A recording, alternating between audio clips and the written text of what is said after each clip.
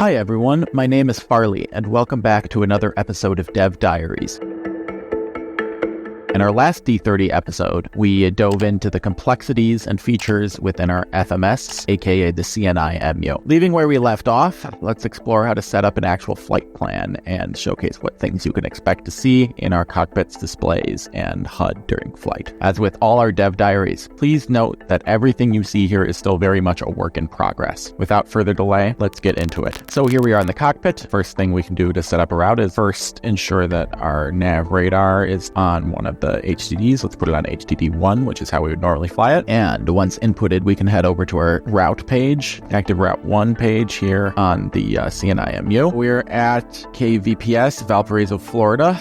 So let's put that in as our origin, and let's put in our destination, let's say KCRG, over to the east. We can put in an alternate too if we want. Go to the next page. Here we can enter our first waypoint, the CEW VOR, and then we can enter airway, a Victor Airway, Victor 198, all the way to CRG VOR, right next to our destination. And then we can put in our destination as the final waypoint, KCRG here. There we go. Activate, execute.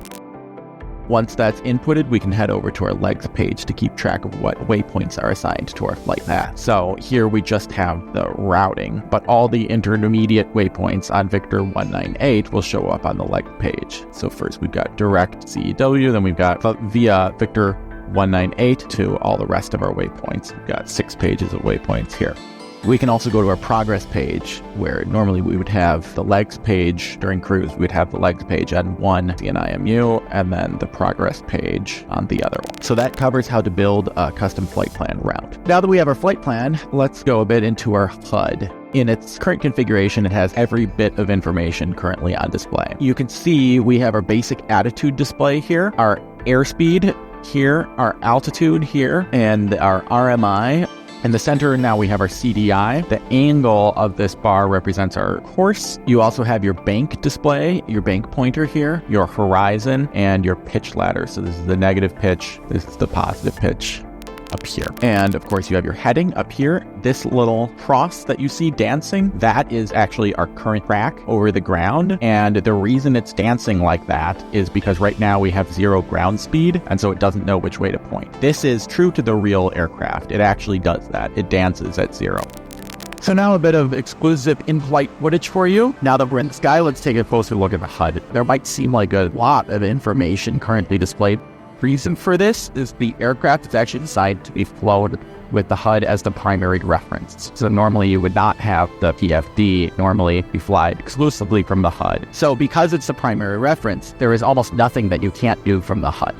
As you can see, we have our slit skid indicator here. So this is showing that I'm in a bit of a slit. This is our water line. So this shows where the nose of the aircraft is pointing. If we want to see the HUD in cage mode, we can hit the uncage button. This is our true FPM. So this is especially useful if, for example, you're at a high altitude where you've got a very high crosswind and your drift is very high. There are also different configurations of displays for your HUD. So the visual mode streamlines a lot of the data and only just the required data for visual flight. We can also get rid of our tactical or our navigation data.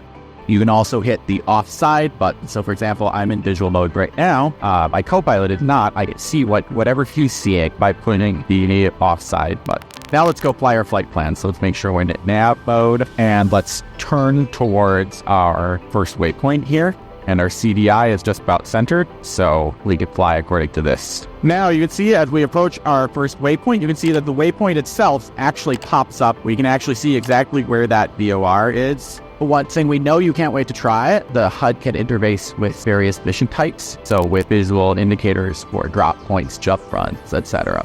So that is our basic rundown of the route within our D30 aircraft. As always, we can't wait to showcase more very soon. We hope you enjoyed this episode and have a lovely day.